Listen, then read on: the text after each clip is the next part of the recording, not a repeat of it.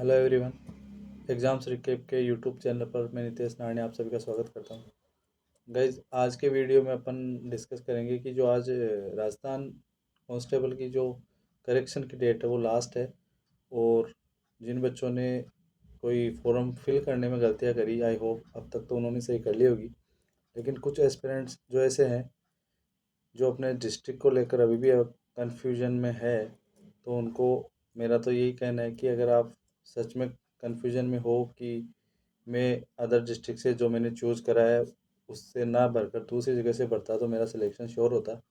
तो उस चीज़ पे अभी भी अगर आपको डाउट है तो आप एक बार उस पर चांस ले सकते हो।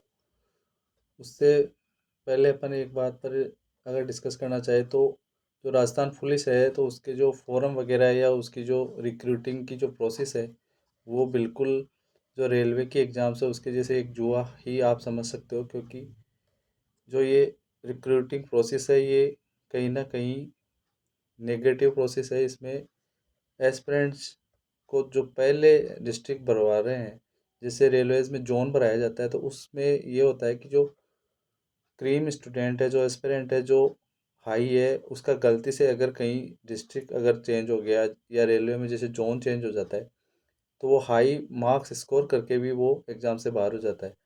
तो इस चीज़ को लेकर जो एस्पिरेंट को नुकसान उठाना पड़ता है वो कहीं ना कहीं बहुत नेगेटिव है। जो एग्ज़ाम कंडक्टिंग बोर्ड है या जो संस्थाएं हैं उनको इस पे इसके बारे में सोचना चाहिए कि क्योंकि जो एस्पिरेंट है वो अगर एक इस डिस्ट्रिक्ट की जो कट ऑफ है वो ज़्यादा जा रही है और एक ही कम जा रही है, तो जिसमें कम जा रही है वो ओबियसली जो एस्पिरेंट है वो जो हाई वाले हैं उनसे तो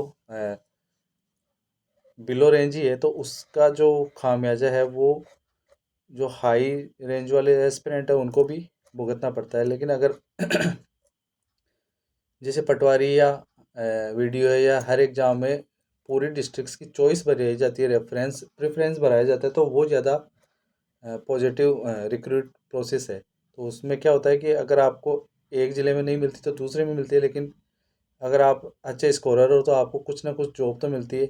इसमें ऐसा है कि अगर आप एक डिस्ट्रिक्ट आपने गलत भर दिया तो आपकी सारी मेहनत सीधी सीधी जाया जाती है, इसमें कोई डाउट नहीं रहता। तो मेरा ये मानना है कि अगर आप अभी भी असमंजस्य में हो कि मेरे को कहाँ से फॉर्म डालना चाहिए, कौन से पॉजिटिव या सेफ डिस्ट्रिक्ट है, कौन से डेंजर है, तो ये तो आपने अब तक खूब एनालिसिस कर लिया होगा। लेकिन अब भी मेरा तो यही मानना है, आपको यही कहना है कि अगर आपको ऐसा लगता है कि मैं इस ज़िले से बनूंगा तो श्योर सिलेक्शन लूँगा क्योंकि यहाँ की कट ऑफ कम जाने वाली है, तो एक वो नेगेटिव चीज़ होगी। क्योंकि आप चाहे फॉर्म कहीं से डाल लो, आपको एफर्ट्स इतने ही डालने पड़ेंगे जितने एक इजी वाले में और हार्ड वाले में। क्योंकि आपको इस चीज़ का कोई भी आइडिया नहीं है कि वहाँ एस्पिरेंट कौन से वाले हैं। हाँ, जो मेरिट मेरिट में आने वाले यानी कि जो हाई स्कोरर एस्पिरेंट है वो आप वाले डिस्ट्रिक्ट से फॉर्म भरे है या नहीं भरे, इसका आपको कोई आइडिया नहीं, ना ही किसी यूट्यूबर के पास ना किसी संस्था के पास कोई डेटा नहीं है इस चीज़ का। तो इस चीज़ को लेकर अगर आप किसी टीचर के या किसी यूट्यूबर के किसी से भी इन्फ्लुएंस हो रहे हो तो वो एक नेगेटिव चीज़ है। अगर आपको खुद को इतना भरोसा है कि मैं कहीं से भी फॉर्म डालूँ लेकिन मैं एग्ज़ाम निकाल ले जाऊंगा, तो आपको वही डिस्ट्रिक्ट चुनना चाहिए जो आपके नियर बाई हो, जहाँ से आप अपनी सर्विसेज अच्छे से कर सको। मेरा तो यही मानना है। क्योंकि अगर आपको ऐसा लगता है कि जॉब ज़्यादा इम्पोर्टेंट है, ज़िला इम्पोर्टेंट नहीं, तो वो आपकी एक नेगेटिव सोच हो सकती है। क्योंकि आज आप अकेले हो, आपकी फैमिली में हो सकता है आप पेरेंट्स से ही लाई करते हो, लेकिन आपकी भी जो फैमिली बनेगी उस टाइम पे आप सस्टेन कर पाओ या नहीं कर पाओ, चीज़ों को मेंटेन कर पाओ नहीं कर पाओ, तो वो दिक्कतें आपको बाद में आती है। आज तो आपको ऐसा लगता है कि मेरे को जॉब ज़्यादा इम्पोर्टेंट है। अगर मैं गलत बोल रहा हूँ तो आपके जो फ्रेंड्स है या आपके सर्कल में जो डिफेंस में है या फिर राजस्थान पुलिस में ही जो आपके दोस्त कोई पहले लगा हुआ है, तो उस और वो कहीं दूर है, एक बार आप बैठ के उसको तसल्ली से आप उससे बातें करें, कैसे वो मेंटेन करता है अपने फैमिली के साथ टाइम स्पेंड करने के लिए, कैसे मैनेज करना पड़ता है सब चीज़ों को, वो ही आपको ज़्यादा अच्छे से बता पाएगा। तो इन सब चीज़ों को अगर आपको ऐसे लग रहा है कि मैं अच्छे एफर्ट डाल सकता हूँ तो आपको जो फ़ोरम है वो आपके नज़दीकी ज़िले से ही लगाना चाहिए। मेरा तो यही मानना है, आगे आपकी सोच।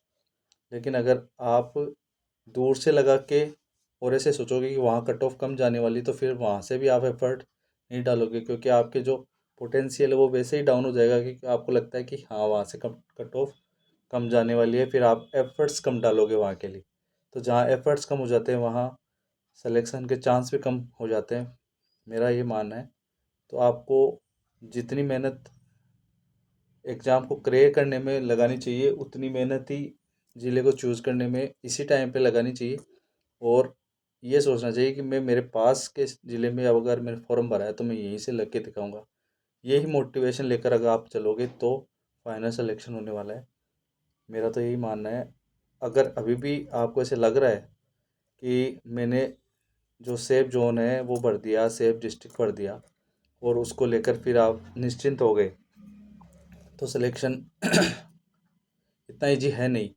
तो आपको, अगर आपने जो ज़िला चेंज भी नहीं करना चाह रहे हो, तो जहाँ से भरे हो ना, तो वहाँ से अभी से एफर्ट डालने चालू कर दो। अगर चैनल पर आप फर्स्ट बार विजिट कर रहे हो तो चैनल को सब्सक्राइब कर लो, क्योंकि मैं यूजुअली जो इम्पोर्टेंट इन्फॉर्मेशन होती है वही शेयर करता हूँ, रेदर देन व्यूज़ के लिए वीडियो डालता रहता हूँ।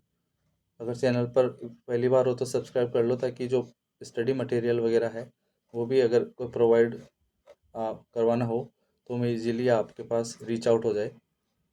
मिलते हैं फिर दूसरे वीडियो में, जहाँ पर अपन कुछ स्टडी मटेरियल से रिलेटेड टॉक करेंगे। Thank you very much, take care and stay safe, stay motivated. Thank you very much.